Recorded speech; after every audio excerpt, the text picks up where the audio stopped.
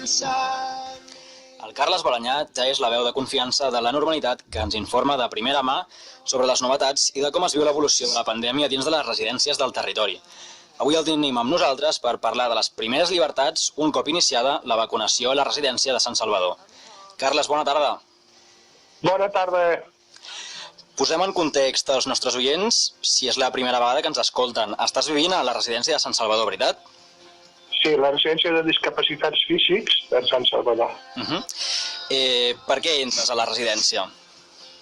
Bé, perquè vaig tenir un accident als 17 anys, vaig quedar tetrapègic i vaig conviure amb els pares, fins que van fer grans i ja els costava d'atendre'm l'atenció diària i vam decidir tots entrar a la residència. Perquè era un lloc que tenia un futur de vida més adequat, amb un procés vital més acord. Ja hi portes vivint uns anys i aquest últim t'ha tocat, com a molts altres, viure una situació complicada. Com va ser l'inici de la pandèmia a la vostra residència?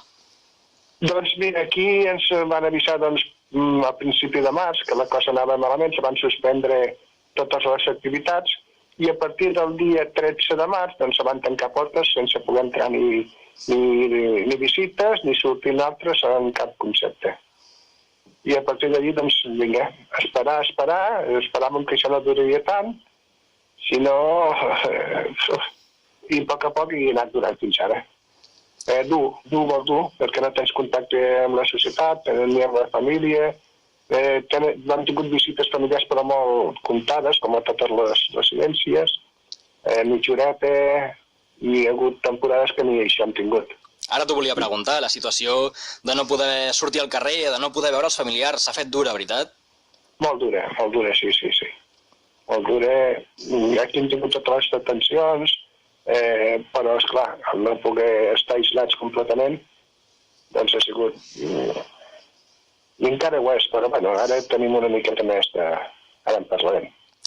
Què és el que un pensa quan porta setmanes sense poder veure la família i no hi ha esperança que això canviï? Doncs ho veus negre, dius, bueno, un dia més, cada dia que passa estem més a prop de la normalitat, però esclar, no ve una data fixada de la normalitat, doncs és diferent d'un que està, mira, un exemple que deia, un que està a la presó amb una condemna. Sap que cada dia que passa està més a prop de la sortida, perquè té una fetge límit i això és una esperança. Però aquí no veiem encara no veiem encara. I això es feia molt dur, no? Afortunadament ara fa uns mesos la situació va començar a canviar. Us han començat a vacunar o ja teniu les dues dosis posades, oi? Sí, el dia 9 de gener ens van donar la primera dosis de la vacuna Pfizer i el dia 30 la segona dosis de gener. Sí, des del dia 30 ja tenim la vacuna, les dues dosis. I això què implica? En principi, doncs, no ha hagut cap efecte secundari, s'ha demostrat que és molt efectiva en totes les residències de gent gran, i això implica que farà unes 3 o 4 setmanes que ja comencem a poder sortir, però amb moltes restriccions i amb un horari molt restringit, és com una llibertat condicionada, molt condicionada, no, encara? Carles, bona tarda. Bona tarda, Xavi. Una pregunta, el personal de la residència també ha estat ja vacunat? Sí, tots, el mateix dia ens van vacunar tots, personal i residència. Val. I aleshores, què és el que explica aquestes restriccions? Quina és la motivació? Doncs és el protocol que fixa el Procicat, que ve per a totes les residències. I és unes restriccions que a l'arribar hem de firmar un paper de responsabilitat, conforme portar totes les mesures de seguretat.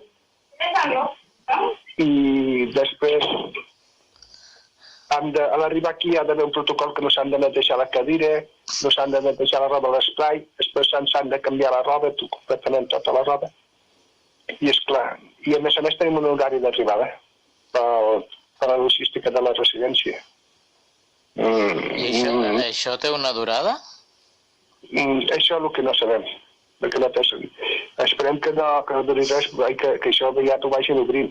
perquè és que així a la llarga tampoc tenen moltes ganes de sortir, a part que només podem sortir 3 persones dels 31 que som la nostra família de residents, només podem sortir 3 persones al matí, arribar a les 12 del matí, i altres 3 arribar a les 6 de la tarda. A veure, si vosaltres esteu vacunats i el personal també, aquí el podríeu encomanar el virus, és que no ho entenc. Bé, no depèn de les residències, per totes les residències, és el que ens fixa el Departament de Salut. O sigui que això hauríeu de preguntar amb ells i ja no sé quan s'acabarà això. Clar, suposadament entenc jo, pel que he llegit també, que una vegada portes la vacuna, a tu el virus no t'afecta, però pots seguir encomanant els altres. Per tant, suposo que va una mica per aquí la situació, no, Javi? Entenc? Bé, no ho tinc de ser per aquí perquè simplement tampoc està demostrat. Generalment serien casos comptats. A part, si tots estem ja vacunats, nosaltres no... És a dir, que d'alguna manera dependríeu d'allò que s'ha vingut a anomenar la immunitat de grup, que és quan hi ha una població generalitzada molt alta que està vacunada.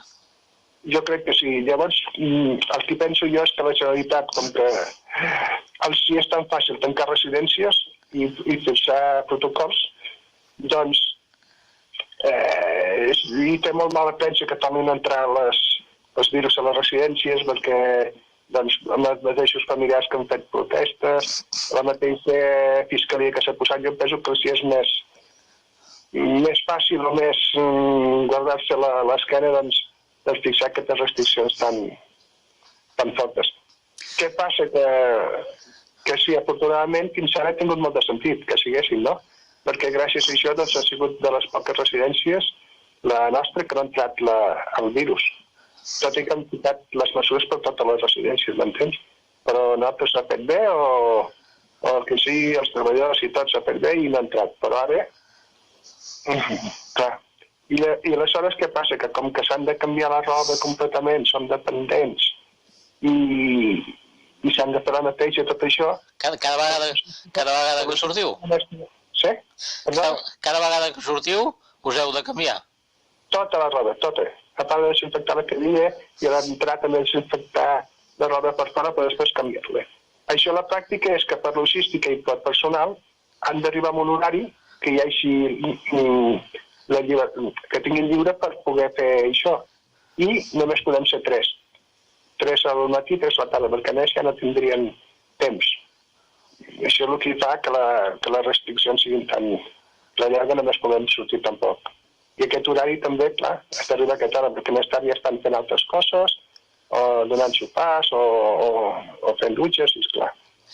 Teniu una llibertat bastant limitada, doncs, eh? Molt limitada, sí senyor.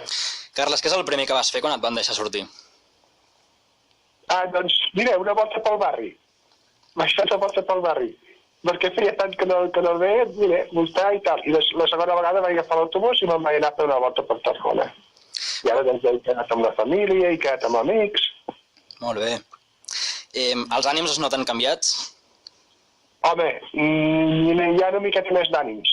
Les portes obertes, que tinguem aquesta llibertat, que a la llarga potser pot sortir una vegada o 2 per setmana, que també ho has de demanar i que hi hagi lloc, perquè si només podem sortir 3 al dia i aquell dia volem sortir 4, un ja no pot sortir per aquesta logística.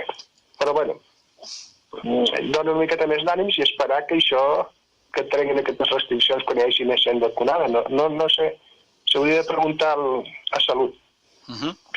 Si no es fessin canviar la roda, podrien sortir més, perquè el protocol de desinfectar en aquell espai és un moment.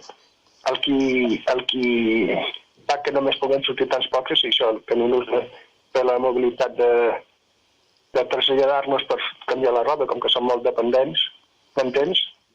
I no sé on ho fan. No sé si... no sé. Quines rodes? Les grans? Perdona? Les rodes grans? Bueno, les rodes de la cadira, tots s'han de desinfectar, però això és un moment. El que fa que només puguem sortir 3 i 3 és que no s'han de canviar tot el vestit. les jaquetes, els pantalons. I esclar, nosaltres som molt dependents i ens han d'ajudar amb grues i és un bon rato, no? Una bona estona. Si això el que fa que no puguem sortir més de 3. Carles, després de passar tota aquesta situació, què és el que més valores? El poder estar amb la família i els amics és el que més... i poder sortir una miqueta. Transport públic no l'agafo gaire perquè encara me fa una miqueta de respecte. Sí que agafo l'autobús per anar a Tarragona perquè és l'única manera de sortir. Però allò que feia d'anar cap a Reus, a Salou, a Barcelona, encara fa... A més, amb aquests horaris de tornada tampoc pots allunyar-te gaire de la residència, no? Carles, hi ha previsió de noves llibertats? No sabem res, no sabem res. Això ho dic de salut i ells... No sé el motiu perquè quan hi haurà noves llibertats, quan trauran aquest protocol de canviar la roba, sobretot, perquè l'altre de desinfectar les mans, la mascareta, tot això, però s'ho puc fer sempre, clar. Carles Balanyà, gràcies per explicar-nos la situació a la residència. Esperem que tot segueixi millorant i que ben aviat tot torni a la normalitat. Tant de bo les vacunes arriben aviat i la gent se pugui anar vacunant i s'ha demostrat que és molt efectiva i sense cap risc ni totalment segura i espero que sí. Moltes gràcies per ser avui a la normalitat. Que vagi molt bé. Moltes gràcies. Adéu-siau. Adéu. Jo penso que el testimoni que acabem d'escoltar ens convida a una reflexió molt important, que és els avantatges i inconvenients que per exemple el propi Carles deixava caure d'estar assistit en una residència, però també els avantatges i inconvenients d'estar a casa teva amb això que en diem vida independent. Crec que és un tema que invita a pensar-hi molt.